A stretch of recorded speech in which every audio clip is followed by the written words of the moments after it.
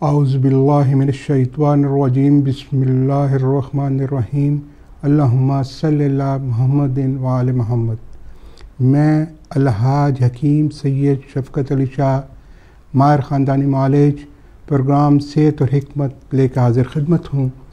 جیسا کہ آپ کو معلوم ہے، ہمارا یہ پروگرام طبی طریقہ علاج کے بارے میں ہوتا ہے اور ہماری کوشش ہوتی ہے کہ ہم وہ تجربات آپ کے سامنے پیش کر سکیں جو ہمارے بزرگوں کی عرصہ دراز سے ریسرچ ہے،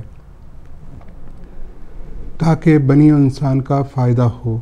ہمارا تعلق ایک ایسے معزز سادات طبی گھرانے سے ہے جو 7 پشتوں سے بنی نوع انسان کی خدمت کر رہے ہیں، اور ہماری کوشش بھی ہوتی ہے ہم ان کے نقش قدم پر چلتے ہوئے اسی طرح بنی نوع انسان کی خدمت کرتے رہیں۔ طبی طریقہ علاج، جس کو جڑی بوٹی طریقہ علاج یا یونانی طریقہ علاج یا آیورویدک طریقہ علاج کہا جاتا ہے، یہ وہ طریقہ علاج ہے جو صدیوں سے ہمارے بزرگ اس کو استعمال کر کے اپنی صحت کو بہتر رکھے ہوئے ہیں، اور آج دنیا بھر میں اس پر بے شمار ریسرچ ہو رہی ہے، اور لوگوں کی کوشش ہے کہ ہم قدرتی طریقہ علاج جو اللہ تعالیٰ نے اس کرہ ارض میں بنی نوع انسان کے لیے جو جڑی بوٹیاں پیدا کیں، اس سے کس طرح بھرپور فائدہ حاصل کیا جائے، کیونکہ اللہ تعالیٰ نے جو جڑی بوٹیاں جنگلات میں پیدا کی ہیں، اور اس کا مقصد کیا ہے، کیونکہ کسی انسان نے نہ تو کوئی بیج لگایا ان جڑی بوٹیوں کا یا کوئی پودا لگایا، یہ خود رو جڑی بوٹیاں اللہ تعالیٰ کی قدرت ہے کہ وہ ہر خطہ میں موسم کے مطابق پیدا ہوتی ہیں، اور لوگ ان جڑی بوٹیوں سے ماہر معالج کی نگرانی میں ان سے بھرپور فائدہ حاصل کرتے ہیں۔ ہمیں اپنے بزرگوں کے ساتھ بہت سی جڑی بوٹیوں کی تلاش کے لیے مختلف مقامات پہ جانے کا اتفاق ہوا۔ ہر موسم کی مطابقت سے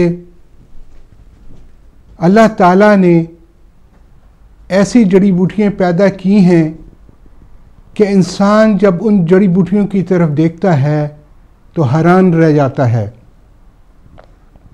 اور اللہ تعالیٰ کی قدرتی جو جڑی بوٹیاں ہیں جو مختلف پہاڑوں میں اگی ہوتی ہیں، یا میدانوں میں، یا کسی سمندر یا دریا کے کناروں میں، یا جنگلوں میں، ہر ایک کی اپنی علیحدہ افادیت ہے، اور جڑی بوٹیوں پر زمین کے تاثیر کا بھی بہت ہی فرق پڑتا ہے۔ ایک وہی جڑی بوٹی اگر پہاڑی علاقے میں پیدا ہوتی ہے، اور اگر ہم اسی جڑی بوٹی کو کوشش کرتے ہیں کہ ہم میدانی علاقے میں پیدا کرنے کے لیے، لیکن پہاڑی علاقے اور میدانی علاقے میں اس کی تاثیر کا بہت فرق آ جائے گا، فوائد بھی مختلف ہوں گے۔ جو قدرتی ماحول، جس ماحول میں اللہ تعالیٰ نے ان جڑی بوٹیوں کو پیدا کیا ہے اور اس کی نگہداشت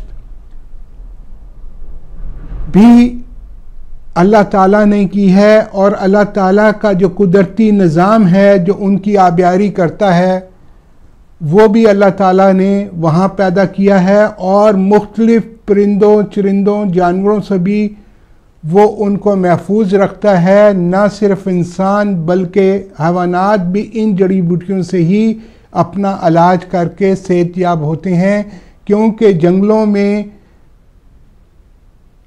حیوانات کے علاج کے لیے ماں سوائے ان جڑی بوٹیوں کے اور کچھ نہیں ہوتا، اور کیونکہ جنگلی جانور جو ہوتے ہیں ان کا وہاں کوئی ڈاکٹر بھی علاج بھی ممکن نہیں ہوتا، تو وہ اپنا علاج بھی انہی جڑی بوٹیوں سے حاصل کرتے ہیں۔ اب آپ دیکھ لیں کہ ان جڑی بوٹیوں کی کتنی افادیت ہے، اور ہم جب مختلف جنگلات میں، مختلف پہاڑوں میں بزرگوں کے ساتھ اکثر جڑی بوٹیوں کی حصول کے لیے اور ان کے سمجھنے کے لیے کہ کس موسم میں کون سی جڑی بوٹی ہوتی ہے اور اس کی شکل اور اس کی کس موسم میں پیداوار ہوتی ہے، اس کے پھول کا کیا رنگ ہوتا ہے، تنا کیسا ہوتا ہے، پتے کیسے ہوتے ہیں، اس کو سمجھنے کے لیے ہم جایا کرتے تھے۔ اور ہمیں یاد ہے کہ وہ جب تازی جڑی بوٹیوں کو ہم حاصل کرتے اور ان سے جو ادویات تیار کی جاتی، وہ ان کی افادیت بہت ہی بہتر ہوتی۔ اور جب ہم مختلف کال کی طرف چلتے ہیں۔ ہیلو، السلام علیکم۔ وعلیکم السلام۔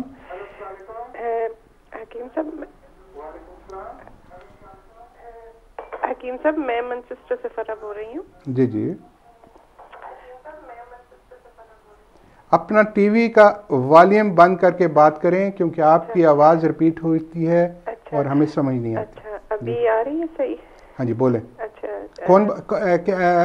کون بول رہی ہیں آپ؟ میں فرح بول رہی ہوں مانچسٹر سے۔ جی فرح صاحبہ بولیں۔ اچھا، مجھے یہ پتا کرنا کہ مجھے ریسنٹلی ابھی ڈائبٹیز ڈگنوز ہوئی ہے، تو اس کے لیے کوئی آپ کے پاس علاج ہے؟ دیکھیں، علاج تو سب اللہ تعالیٰ نے اس کرہ ارض میں پیدا کیے ہیں، اور جب ہم اللہ تعالیٰ کی قدرتی دی ہوئی جڑی بوٹیوں سے استفادہ حاصل کرتے ہیں تو یقینی طور پر ہماری صحت میں بہتری آتی ہے۔ ابھی آپ کی ابتدائی سٹیج ہے، اس کو بہتر کرنے کے لیے جو بھی آپ کی ڈاکٹر کی جی پی کی ہدایت ہے اس پہ بھی آپ نے عمل کرنا ہے، اور اس کے ساتھ ساتھ آپ نے ایک ڈائٹ پلان جو ہے وہ کسی ماہر معالج سے ضرور بنائیں، وہ آپ کے لیے بہت ہی فائدہ مند ثابت ہوگا۔